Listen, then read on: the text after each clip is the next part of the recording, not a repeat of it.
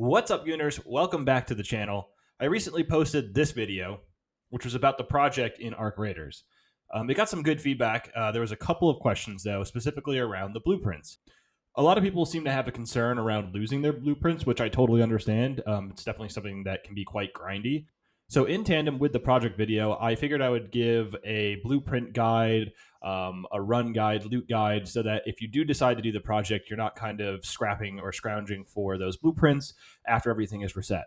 I hope you guys liked the video. The run's already actually worked out for me. Unfortunately, I wasn't recording this morning, but I found the grapple gun blueprint, kind of testing the areas that I thought would be good for this video. So without any further ado, let's get into it. So the first tip I'm going to give you guys is to head over to Metaforge. And I'm not getting paid to say this. I genuinely use this website, but they have a skill tree where you can build that out, your loadouts. They have lists for your needed items if you're going to be upgrading your workshops. But specifically for today and the blueprint run, we're going to be talking about the interactive maps. So, for example, on Dam Battlegrounds, if I'm going to be doing an event like the Raider Cache, which is a great way and the first way that I'm going to show you how to get blueprints, you can go on over here to the left-hand side and you can just select Raider Caches and boom, you can see them all on the map. Now, you can use this for other things. If you want to specifically look for cars, maybe you're looking for those rusted gears, so it can be kind of hard to find. You can use it for the baskets if you're trying to upgrade your scrappy. It's got a lot of great tools that are built in. You can highlight some of the high loot zones, just like in the map that's in the game. This just gives you a little bit more visibility. Now, I will say, specifically with the Raider caches, they are somewhat of a weird enigma of a static / randomized spawn, meaning that they're going to be static in a certain area, but they're going to be randomized within that area. So sometimes you may see like a group of 3 Raider caches here. That doesn't necessarily mean there's going to be one at each of these locations. These are just going to be the locations that they can be in.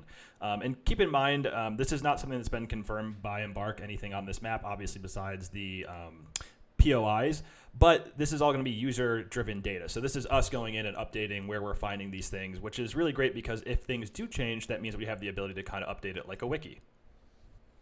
So with that in mind, I'm actually going to move this to my other monitor, and we're going to go into Arc Raiders, and we're going to do our first raid. So tip number 2 is going to be to always run an augment when you are going blueprint hunting. You don't want to have a free kit or a free loadout and not have any safe pockets if you do find a blueprint. I personally like to run the blue one when I'm blueprint hunting just because it gives you 2 safe pockets. You can obviously run the pink or any one that gives you more than 2, but the chances of you finding more than 2 are a little bit rare, but it does happen, so I like to run the blue one just in case. You can run a light shield with this. It doesn't really matter if you die as long as you get it into your safe pocket. Obviously the goal is not to die, but it does happen, so definitely have a safe pocket. All right, so we're loaded in here. We are a couple minutes late. It's not really going to matter that much with the Raider caches because there are so many on the Raider cache event. So what I'm going to do is I'm going to open up my map. I'm going to see where we are, and I'm going to look at the Metaforge map, and we're actually really close to a spawn right above it, and there's quite a few actually. It looks like right in this tree line, so I'm actually just going to mark that one right there, and let's head over that way. So obviously the Raider caches make noise. That's how you're going to be able to find them. I don't hear anything on the ping. However, on the map, if we look, it looks like there is a couple other spawns for this exact Raider cache right over here. So we're just going to mosey around until we hear it. And I do hear it.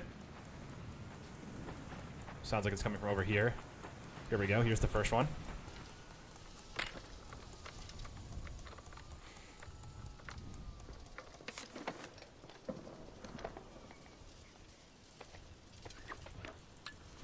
All right, no luck in that one. Let's head to the next one.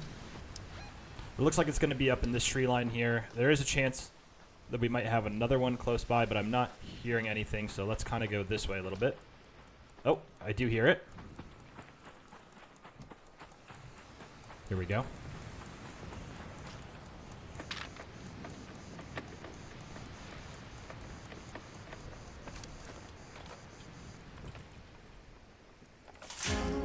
And there we go. There's our first blueprint.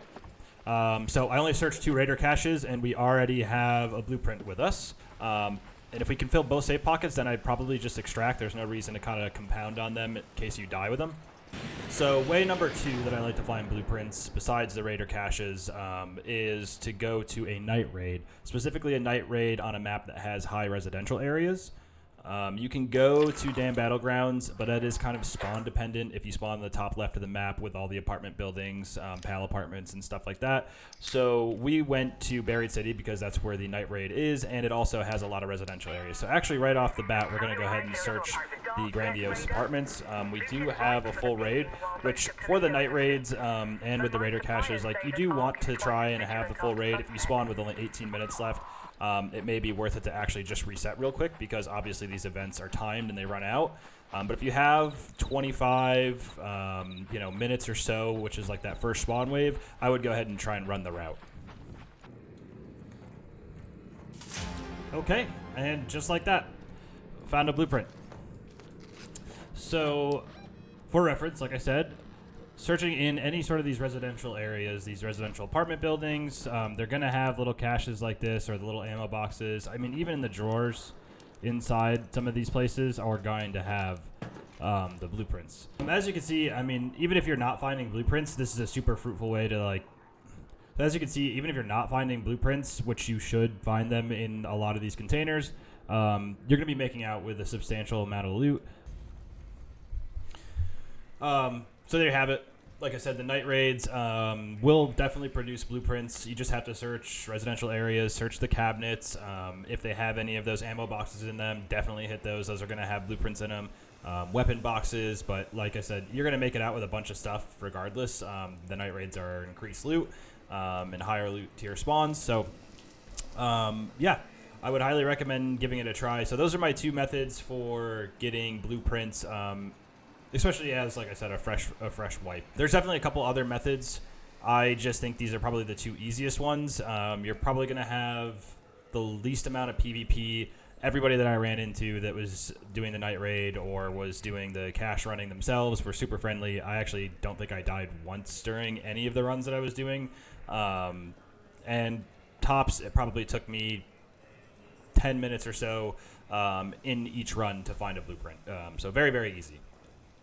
So hopefully that video helped you guys. If you have a run that you like to do that you think produces a higher rate of blueprints, feel free to drop it in the comments. I'll definitely give it a try and maybe make a separate video or maybe do some edits to this one. But that's going to be it today. So thanks for stopping by, and I'll see you in Speranza.